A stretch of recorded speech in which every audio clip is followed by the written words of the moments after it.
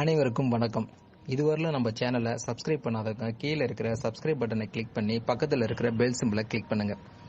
இன்னைக்கு நம்ம பார்த்துட்டு இருக்கிறது கருவேப்பிலை. நம்ம சாப்பிட்ற உணவுல வேண்டான்னு சொல்லி ஒதுக்கி வைக்கக்கூடிய ஒரு மிகச்சிறந்த சக்தி வாய்ந்த நோய் எதிர்ப்பு சக்தி உள்ள ஒரு உணவு தாங்க கருவேப்பிலை. இந்த கருவேப்பிலையை 6 விதமான நோய்களை குணப்படுத்தக்கூடிய அற்புத சக்தி இதுக்கு இருக்குதுங்க. முதலாவதாக நம்ம இன்னைக்கு எடுத்துக்கூடிய உணவுல அதிகப்படியான இருக்கிறது கொழுப்பு பொருட்கள் உணவுகள் தான் நம்ம சாப்பிட்டுட்டு இருக்கிறோம். அந்த கொழுப்பு பொருள் அதிகம் உள்ள உணவுனால தான் நம்மளுக்கு தேவையில்லாம உடல் எடை அதிகரித்தல், உயர் ரத்த அழுத்தம், சர்க்கரை இன்று எண்ணற்ற வியாதிகளை நம்ம உடம்புக்குள்ளார செலுத்திக்கிட்டே இருக்கிறோம். இந்த கருவேப்பிலை என்னென்ன நோய்களை குணப்படுத்துன்னு பார்த்தீங்கன்னா, முதல்ல உடல் எடை குறைக்க. உடல் எடை உள்ளவர்கள் இந்த கருவேப்பிலை ஜூஸா சாப்பிட்டுட்டு வரணும். அந்த கருவேப்பிலை ஜூஸ் எப்படி செய்யணும்னு கேட்டிங்கன்னா, கருவேப்பிலையை நல்லா எடுத்து நீரில் கழுவி மிக்சியில் அரைச்சதுக்கு அப்புறம் அதை நல்லா வடிகட்டினதுக்கு அப்புறம் அந்த ஜூஸோட எலுமிச்சம்பழ சாறை பிழிஞ்சு நம்ம வெறும் வயிற்றுல குடிச்சிட்டு வரப்ப நம்மளுடைய உடல் எடை வெகுவாக குறைஞ்சிருங்க. அடுத்தது இளநரை உள்ளவர்கள் இந்த கருவேப்பிலை இலையை எடுத்து தேங்காய் எண்ணெயில போட்டு அந்த எண்ணெயும் கருவேப்பிலையும் இருக்கிற தேங்காய் எண்ணெயை நல்லா கொதிக்க வச்சதுக்கு அப்புறம் அந்த கொதித்த எண்ணெயை வடிகட்டினது தலைக்கு ரெகுலரா தேய்ச்சிக்கிட்டு வந்தோம்னா நம்மளுடைய இளநரை குறையும் மற்றும் முடி நல்ல கருமையாகவும் அடர்த்தியாகவும் வளருங்க.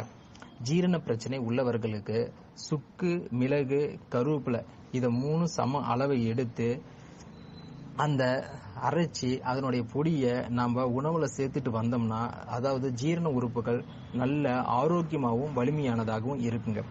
அடுத்தது தோல் நோய் உள்ளவர்கள் இந்த கருவேப்பிலைய நல்லா கழுவி எடுத்ததுக்கு அப்புறம் மஞ்சளையும் அதோட சேர்த்து கருவேப்பிலையும் நல்லா அரைச்சி பசைய நம்ம தோல் மேல பூசிக்கிட்டு வந்தோம்னா முகப்பரு, தோல் நோய், தோல் அலர்ஜி இதெல்லாம் குணமாகும். அடுத்தது தீராத வயிற்றுப்போக்கு உள்ளவர்கள் கருவேப்பிலை 200 கிராமையும் ஜீரகம் 200 கிராமையும் எடுத்து வாயில போட்டு நல்லா மென்னுங்க. மென்னதுக்கு அப்புறம் வெறும் சுடுதண்ணீர்ல குடிச்சிட்டு போனோம்னா போதுங்க. பின்னர் அதனோட சேர்ந்து 1 டீஸ்பூன் தேனை சாப்பிட்டு வந்தோம்னா வயிற்றுப்போக்கு வெகுவா குறையும். அடுத்தது மென்டல் ப்ரெஷர், மென்டல் டென்ஷன் இதெல்லாம் குறைக்கிறதுக்கு கருவேப்பிலை நல்ல ஒரு மிகச்சிறந்த மருந்துங்க. இஞ்சி, சிறு வெங்காயம், பூண்டு, ஜீரகம், புதினா, எலுமிச்சை இதை 3ஐயும் சேர்த்து அரைச்சி அதை மதிய உணவுல சேர்த்து சாப்பிட்டு வர்றப்ப மென்டல் ஸ்ட்ரெஸ் குறையுங்க, உடம்பும் புத்துணர்வு அடையும். இது உங்களுக்கு பிடிச்சிருந்ததுன்னு நினைச்சீங்கன்னா, நீங்க இந்த தகவல் பயனுள்ளதுன்னு நினைச்சீங்கன்னா மற்றவர்களுக்கு ஃபார்வர்ட் பண்ணுங்க, ஷேர் பண்ணுங்க. இதுவரையிலும் இந்த சேனலை சப்ஸ்கிரைப் பண்ணாதான் கீழே இருக்கிற சப்ஸ்கிரைப் பட்டனை கிளிக் பண்ணி பெல் சிம்பிளை கிளிக் பண்ணுங்க. நன்றி, வணக்கம்.